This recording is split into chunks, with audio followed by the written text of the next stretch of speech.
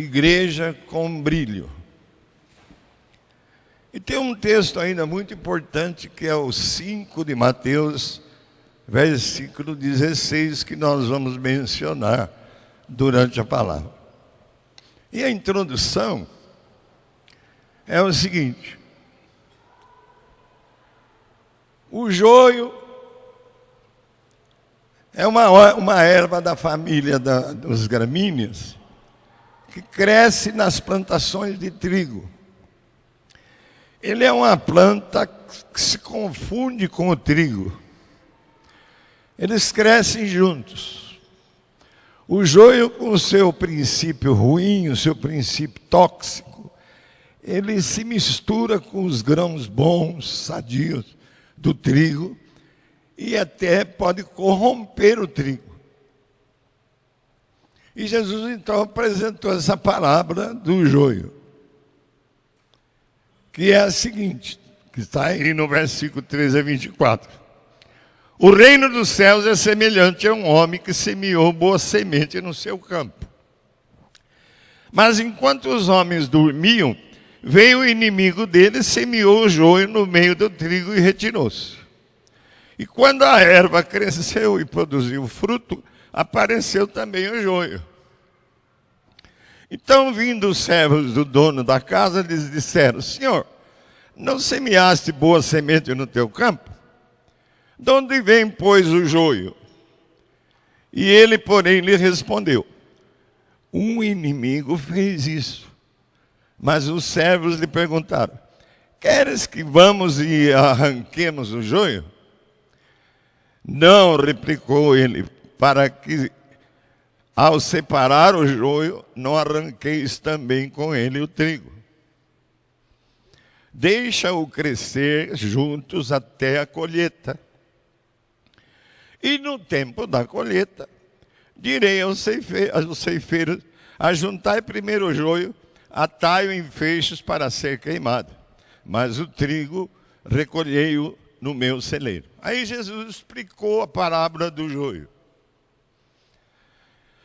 O trigo é a boa semente, é a semente boa plantada por Jesus. O campo é o mundo, e a boa semente são os filhos do reino. Os joios são os filhos do maligno. O inimigo que o semeou é o diabo. E a ceifa é o final desta era que estamos vivendo, que é a colheita. E os ceifeiros são os anjos. Os anjos ceifarão, Jesus falando, ceifarão os que praticam o mal e os lançarão na fornalha de fogo. E ali vai haver ranger de dentes. E o último versículo que nós lemos diz: finalmente os justos resplandecerão como o sol no reino de seu Pai. Quem tem ouvidos para ouvir, que ouça. Porque muitos têm ouvido, mas não ouvem.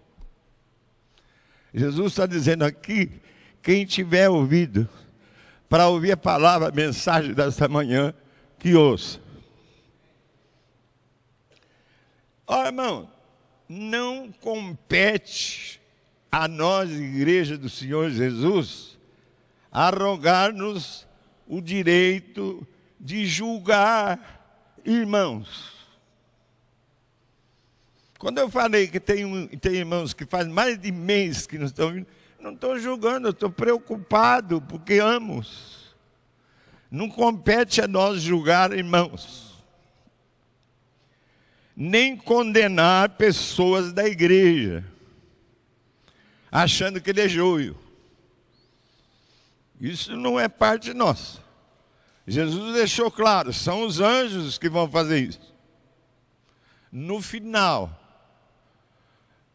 no dia da ceifa, do julgamento, E nós, irmãos, como membros da Igreja do Senhor Jesus, precisamos realmente saber quem é que nós somos.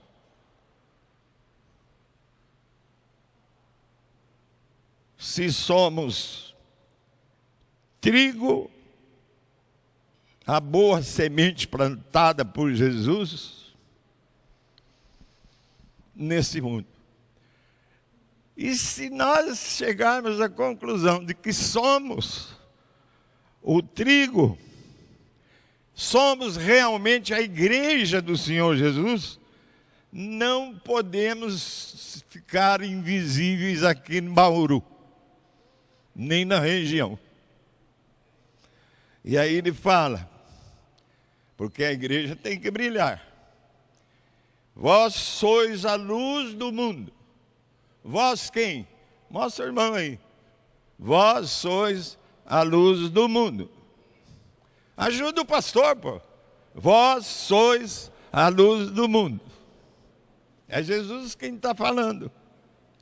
Não se pode esconder a cidade edificada sobre o monte. Eu, quando estive em Israel, eu estive à noite em Cafarnaum. E ali tem uma montanha onde Jesus subia para pregar, e de lá a gente vê uma cidade à esquerda, com as luzinhas muito fracas, mas não se pode esconder aquelas cidades. As luzes determinam e revelam a presença daquela cidade ali.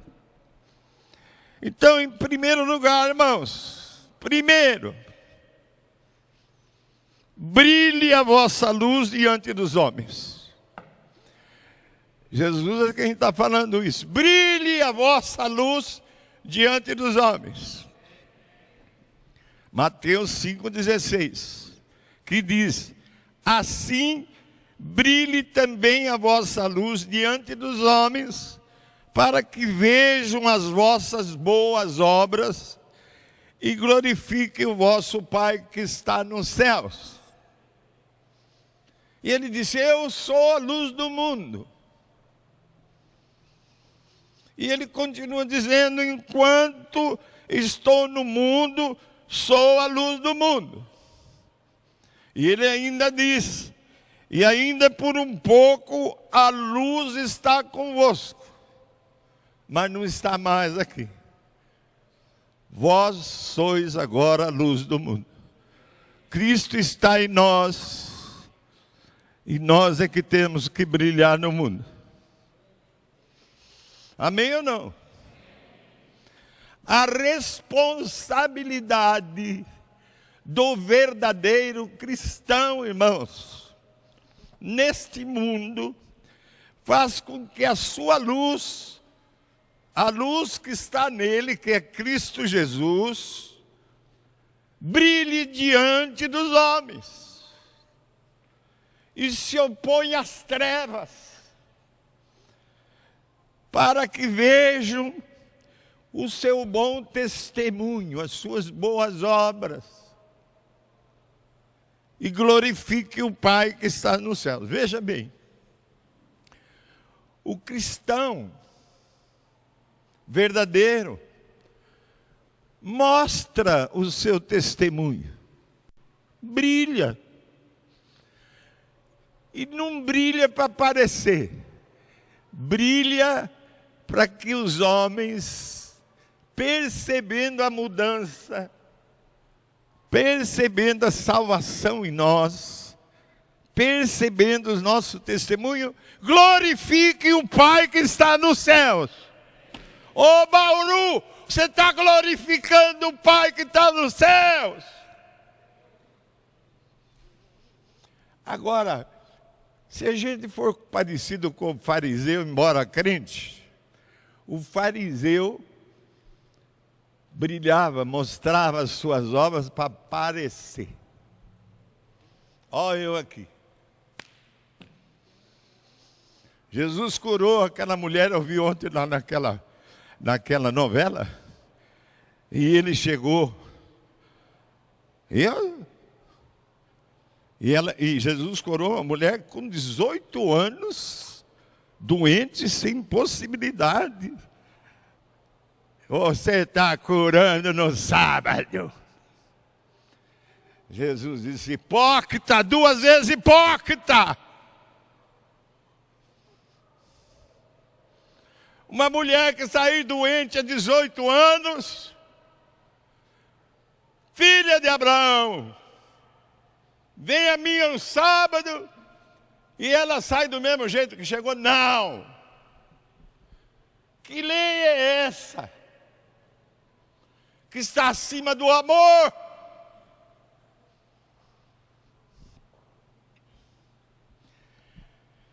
Irmãos, o cristão, por favor, pede para ele não tirar foto aqui agora, para ele sentar. Ele me atrapalha um pouco. Senta. Aí, obrigado, viu?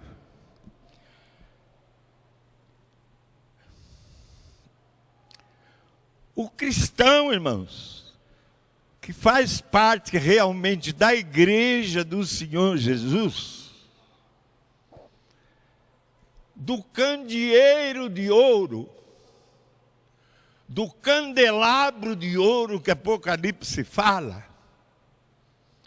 do grande castiçal, a igreja, o grande castiçal, com muitas ramificações, e eu explico agora o Apocalipse, como várias comunidades de discípulos, que são ramificações da igreja central, com muitos grupos caseiros, que são ramificações da igreja central, com muitos grupos de discipulado, de evangelismo, de oração, nos quais corresponde um foco de luz que deve brilhar intensamente aonde foram colocados.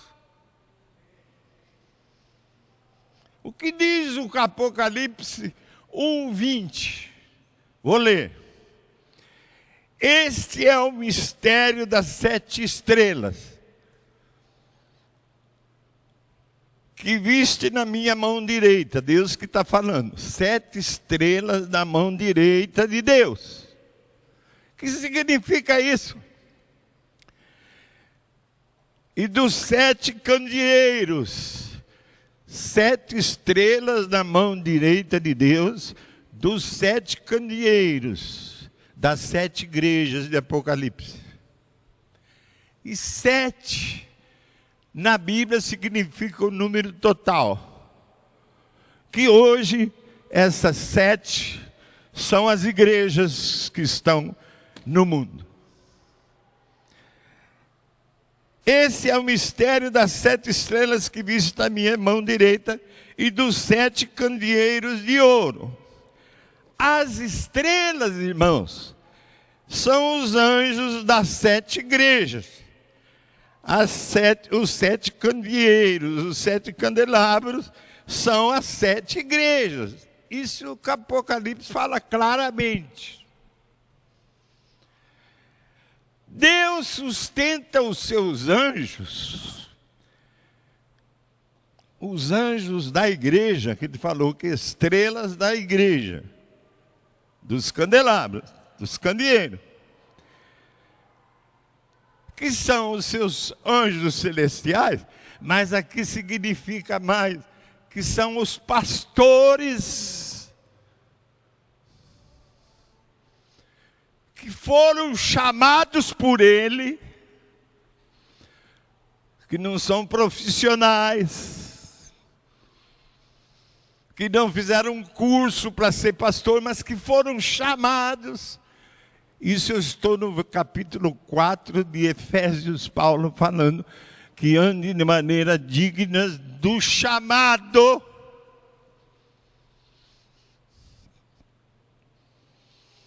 Essas estrelas são esses pastores, são esses líderes espirituais, chamados por Deus, líderes espirituais da igreja. Estas 7 igrejas, irmãos, realmente existiram na Ásia Menor.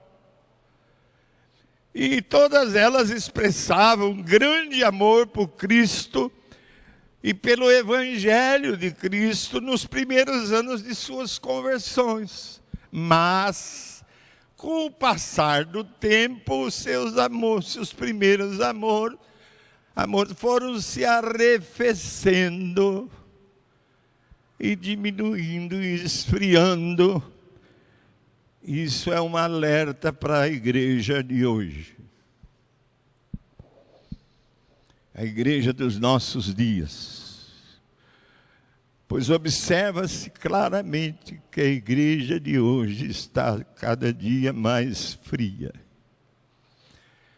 Está se esfriando espiritualmente, como aconteceu na história dessas 7 igrejas. Especialmente, irmão, na igreja de Éfeso. E você, quando lê Éfeso, você percebe que Paulo foi pastor ali 2 anos e meio, teve uma escola como nós tivemos aqui, de ensinamento, de aprofundamento na palavra por 2 anos e meio. E quando saiu de Éfeso, eu gosto muito do livro de Éfeso, estudo muito o livro de Éfeso. Quando saiu, deixou o seu discípulo Timóteo não. Tito, né? Não, Tito ficou em Creta. Acho que é Timóteo, pastoreando Éfeso. Olha o que aconteceu com Éfeso ao passar dos anos. Essa igreja lá na tenda era um modelo aqui em Bauru. Olha o que aconteceu com Éfeso. Acabou por abandonar o seu primeiro amor a Cristo. Eu podia citar outras igrejas dessas 7, só vou citar mais uma. A de Laodiceia, Cristo fala o seguinte: conheço as tuas obras. Eu sei que não és frio nem quente. Quem dera fosses frio ou quente.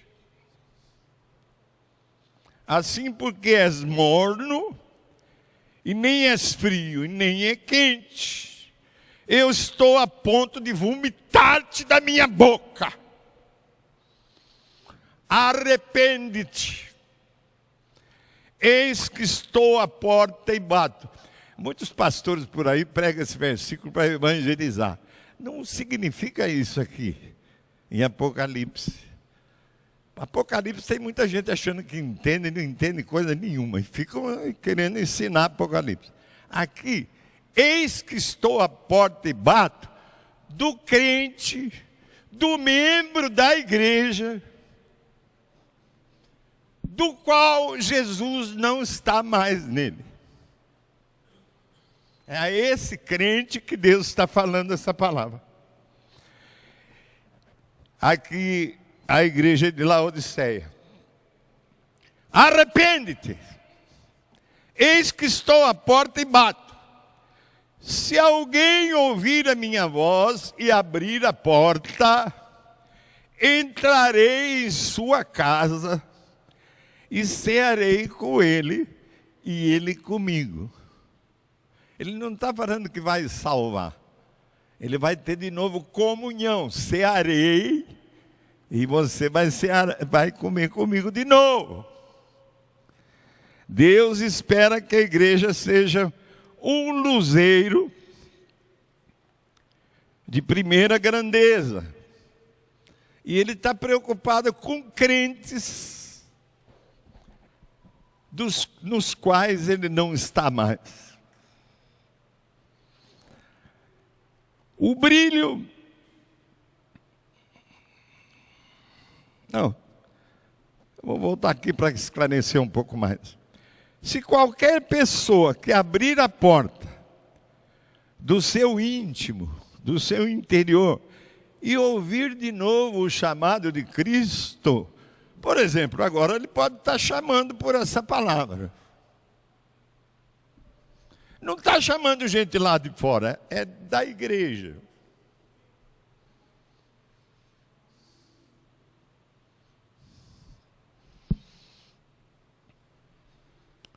Então Jesus entrará, estará de novo em comunhão com essa pessoa. E assim fica claro que é Cristo quem salva, não é a igreja. Muitos pensam que estando na igreja, sendo membro da igreja, estão salvos.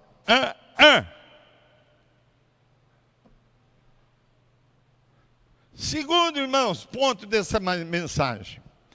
Assim vai ser o brilho da igreja. Assim será o brilho da igreja. Em 1 Pedro 2,9 fala, e em Efésios 5,18 fala: irmãos, eu pergunto agora, nós estamos na medida da fé que Deus espera que haja em cada um de nós aqui? Qual é a nossa resposta? Nós vivemos nessa fé que Deus concedeu para nós vivermos nessa medida de fé? Ou não? A igreja está no mundo para brilhar, para mostrar as virtudes de Cristo. Como diz 1 Pedro 2,9, vós sois raça eleita. Olha só o que nós somos. Vós sois raça eleita, sacerdócio real, nação santa, povo de propriedade exclusiva de Deus, a fim de proclamardes as virtudes daquele que vos chamou das trevas para a sua maravilhosa luz. Não é para outra coisa. Não é só para vir receber bênção.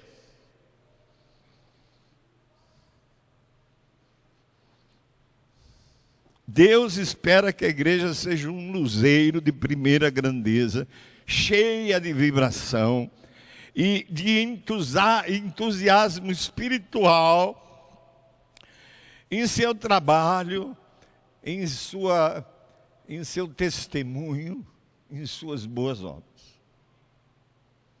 em sua evangelização. O brilho da igreja, irmãos, da igreja primitiva, deve ser hoje a luz de nossa igreja aqui. E qual era esse brilho que brilhava na igreja primitiva? A luz do Espírito Santo de Deus. Que luz é essa? A frequência aos cultos. Não sou eu que estou falando, está lá no Atos 2. Congregar nos cultos. E tinha culto todos os dias. Não era só 1, 2 vezes por semana como hoje. E olha, Jerusalém tinha 100 mil habitantes nessa época. E na época da festa do Pentecostes, ia para 200 mil pessoas. Essas 200 mil pessoas, delas foram convertidas 3 mil pessoas. Não, a maioria era de fora, não voltaram para casa. E eram poucas as casas que podiam hospedar e poucas, eu ia falar hotel, poucas pousadas. Mas ficaram. Aonde? Eu acho que irmãos tiravam fogão, tiravam tudo para poder acolher à noite, para dormir pelo menos no chão. Mas de manhã, o povo de Jerusalém via aqueles 3 mil descendo para a porta do templo de Jerusalém, onde estavam os 12 apóstolos para discipular. Dividia-se em 12 grupos, 200 e pouco para cada grupo. E durante meses ficaram ali. Impressionante. Todos os dias descendo.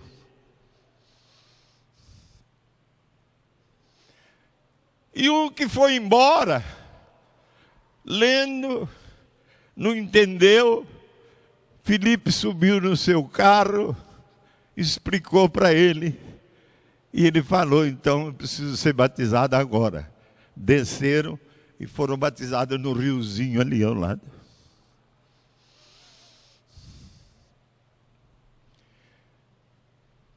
Perseveravam na comunhão.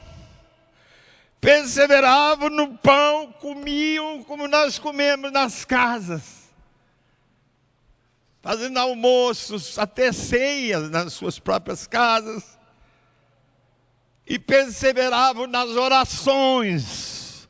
Diariamente, nós só temos a terça-feira. Tem 50, 60 perseverando aqui, às terças-feiras. E ainda mais, eram generosos, como essa irmã que gastou com você, está dando uma oferta mensal para ajudar um pobre, em gratidão a Deus que abençoa você. Eles chegavam a vender o que tinham para ajudar. E nós aqui, às vezes, nem podemos pagar o aluguel.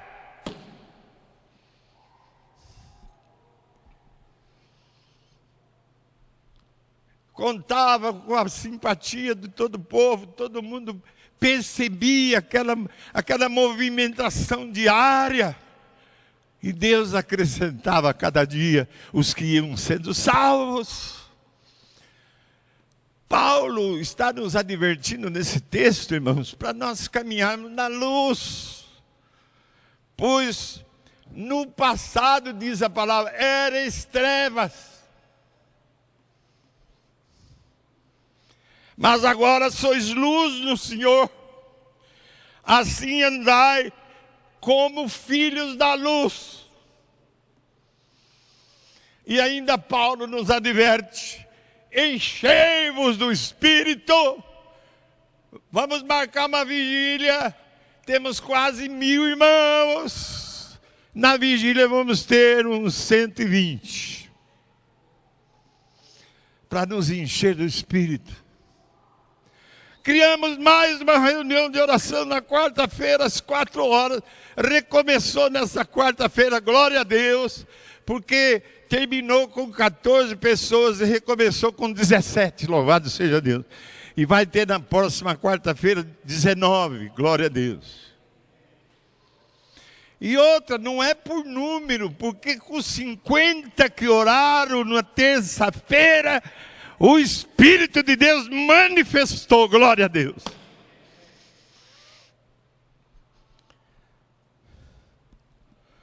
Enchei-vos do Espírito, fala Paulo, não de cerveja, não de vinho. Ele fala lá, sou eu que estou falando. Para quê? Para que você fale com salmos, para que a gente fale com palavras abençoadoras. Você fala essas palavras abençoadoras para os seus vizinhos, seus parentes, para que você cante, louve, com o coração aberto ao Senhor, hinos e cânticos espirituais, para que você dê sempre graças por tudo que você recebe e reconhece em nome do nosso Senhor Jesus Cristo. Enchei-vos do Espírito, para você se sujeitar uns aos outros. Até irmãos que não se sujeitam aos seus líderes. O líder às vezes corrige. Como eu corrigi uma irmã, e ela ficou 3 meses sem falar comigo. E agora faz 2 anos que ela está distante.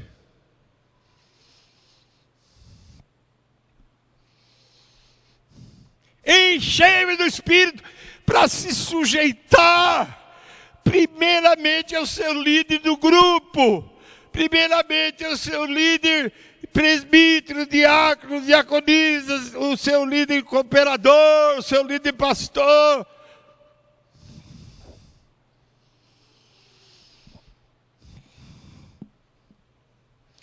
E amar a sua esposa e ela se sujeitar a ti.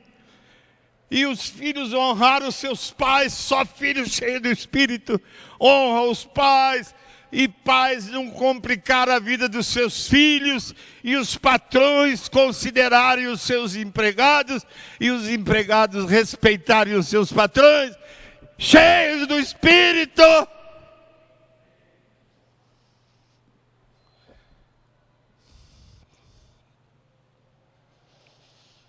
O Espírito Santo, irmãos, reveste o coração do crente para o testemunho, para a evangelização, para a adoração, para a contribuição e para o serviço geral da igreja. Como nós vimos no texto que Paulo falou aqui. É necessário um despertamento da igreja, um avivamento para que a igreja tenha fulgor, luz e poder e seja capaz de atrair descrentes à salvação, como nos dias da igreja primitiva. Concluo agora. Sejamos verdadeiros discípulos de Cristo, verdadeiros seguidores dos passos de Cristo.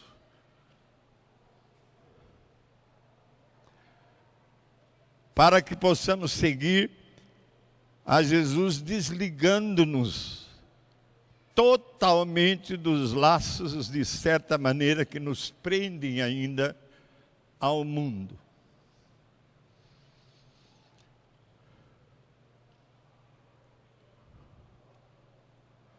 Senhor, isso eu não vou falar.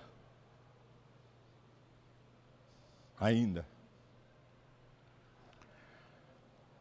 Nos prende ao mundo e aos aliados do mundo.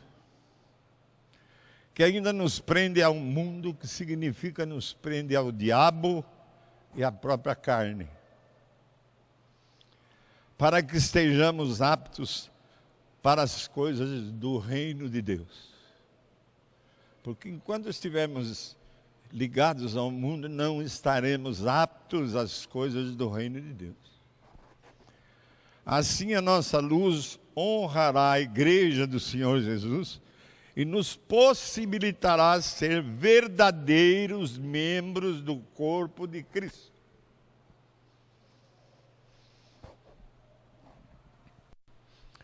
Na igreja primitiva, qualquer pessoa que fosse batizada sabia que tinha nascido de novo. Batizada em nome de Jesus, não ia mais viver como vivia antes. Conhecia o significado desse ato, pois antes passara pela experiência do novo nascimento.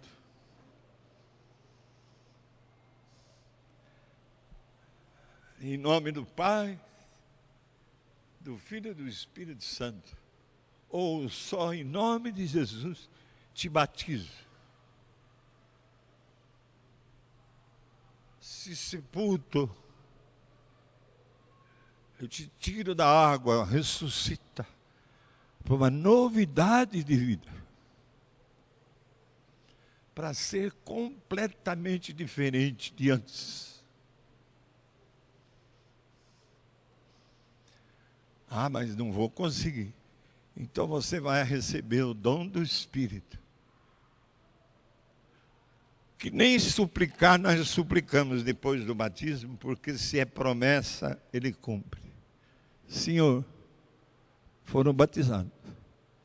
Agora é a tua vez. Batiza no Espírito Santo. Fale língua, não fale língua, está batizado no Espírito Santo. Para mudar de vida.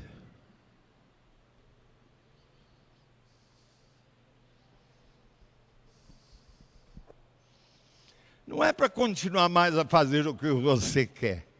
É para agora começar a fazer o que Deus quer para você.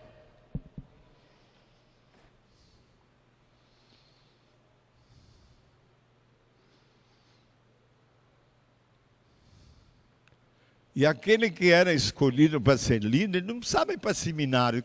Teve uma moça que foi batizada, não está mais aqui, porque agora ela quer ser pastora e foi para o seminário. Não é isso, é chamado de Deus. Tem uma pessoa aqui que está pedindo para ser presbítero. Nós não vamos responder essa pessoa. Porque quem pede para ser presbítero, vai ser presbítero, não é chamado. É quem é chamado.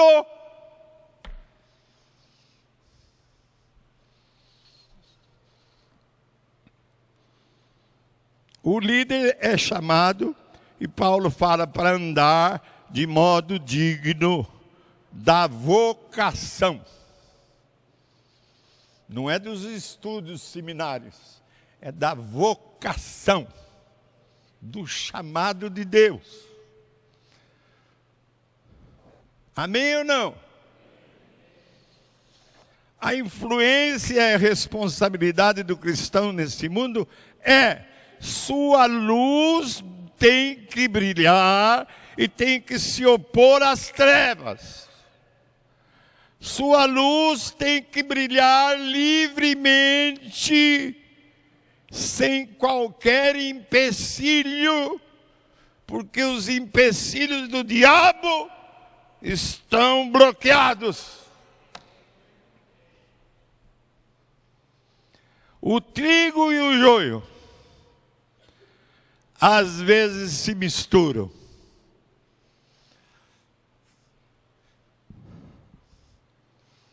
E podem estar aqui misturados. Agora eu vou definir. Mas todos nós aqui somos o trigo. Todos nós somos o trigo. É o que eu creio. E se somos o trigo, temos que nos opor às trevas. Porque somos luz. Porque se não estivermos opondo às trevas, somos joio.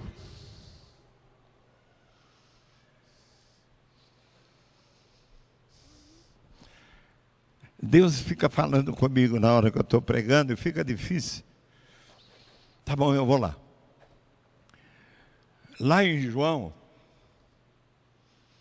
Jesus fala, acho que no capítulo 9, lá pelo versículo 8 ou 9, isso não está aqui. Jesus fala assim: os que andam de dia não tropeçam, mas os que querem andar à noite, e andam à noite, podem tropeçar. Você sabe que tem gente da igreja que, em vez de andar de dia, dorme de dia e fica até 4, 5 horas da noite. E às vezes nem por isso podem vir ao culto da manhã. Eu não ia falar isso, ele me interrompeu para falar. Está no João 9, Evangelho, versículo lá pelo 8, 9, 10. O que Jesus está recomendando aos nossos jovens? Andem de dia, porque de dia a luz do sol te ilumina, porque de dia a luz está em você, mas à noite você não tem luz para brilhar. E está falando a cada um de nós.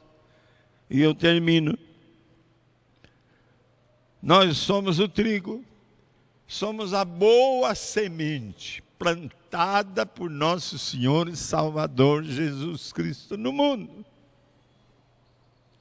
para sermos luzeiros, para sermos luz diante dos homens, e eles possam glorificar e exaltar o nosso Deus Pai eterno que está no céu. Assim, brilhe também a vossa luz diante dos homens, para que vejam as boas obras e glorifiquem o vosso Pai que está nos céus. Brilhe a vossa luz diante dos homens. Esses homens precisam conhecer as nossas boas obras. Interessante na novela Cristo, o que eu não ouço, mas no sábado repete. Depois que Jesus falou isso, todo mundo começou a cuidar de criança, outros levar alimento para quem não tem.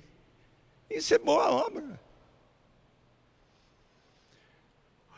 Os homens do mundo têm que ver nossas boas obras, porque nós somos o trigo, nós somos a luz do mundo.